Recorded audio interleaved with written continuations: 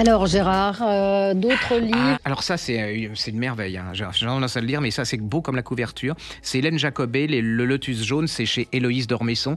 Et c'est une histoire vraie, hein. C'est un roman qui est tiré d'une histoire vraie. Alors c'est l'histoire d'une jeune femme qui s'appelle Lin He, H-E-I.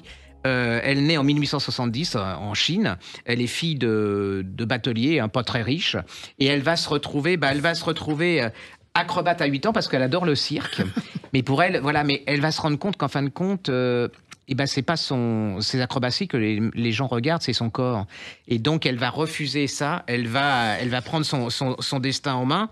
Elle fuit. Hein. Alors elle va faire plein de métiers. Elle va devenir guérisseuse, courtisane, et elle va fonder. Alors il y a un moment, il y a une famine absolument abominable qui en Chine à cette époque, et elle va créer une maison pour les femmes abandonnées qui s'appelle le Lotus jaune. Alors l'époque, hein, c'est abandonnées, c'est-à-dire elles sont qui se retrouvent seules. Oui, c'est ça. Et puis il y a la famine et c'est une époque absolument incroyable parce qu'il y a cette impératrice que j'adore, qui est immonde, qui est cruelle et c'est Cixi. C'est la dernière impératrice de Chine. Et c'est aussi l'époque il y a eu 2 guerres de l'opium, c'est-à-dire, vous savez, les Occidentaux qui vendent de l'opium aux Chinois, qui vont être voilà.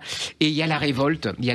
Alors qu'on va appeler, vous savez, les boxers. Ouais. C'est ces révoltes des paysans et qu'on a assez de l'Occident, qu'on a assez de tout ce qui est nouveau. Et elle va créer les Lanternes Rouges. Alors les Lanternes Rouges, c'est une association de femmes qui est la suite de le Lotus jaune, hein, de cet endroit, et elles vont participer à cette guerre. C'est un personnage absolument incroyable, extraordinaire, vous y êtes dedans.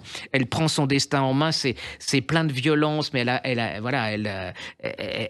va réussir. Enfin, elle va réussir, non, parce que ça va être un échec, hein, ça va être absolument abominable, la répression faite par les Occidentaux, et dont elle va être victime. Mais lisez ce bouquin, parce que c'est aussi la découverte d'une femme, mais vous allez comprendre pourquoi la Chine... Aussi, parce que en fait, les Chinois n'ont jamais pardonné ce qui s'est passé lors de cette révolte et de la manière dont les Occidentaux ont réprimé, mais d'une façon absolument abominable. Hein.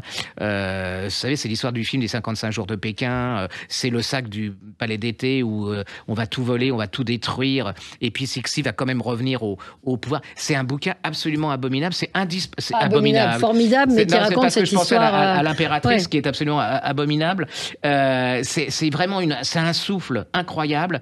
C'est un des grands bouquins, et elle n'est pas... C'était une prof d'histoire, elle est enseignante d'histoire. Ça aurait pu être écrit par un Chinois, parce que franchement, on a l'impression qu'elle a vécu dans ce pays, qu'elle comprend les gens, elle est psychologiquement dedans avec les personnages. C'est la découverte. Alors, cette femme, c'est incroyable, hein, incroyable.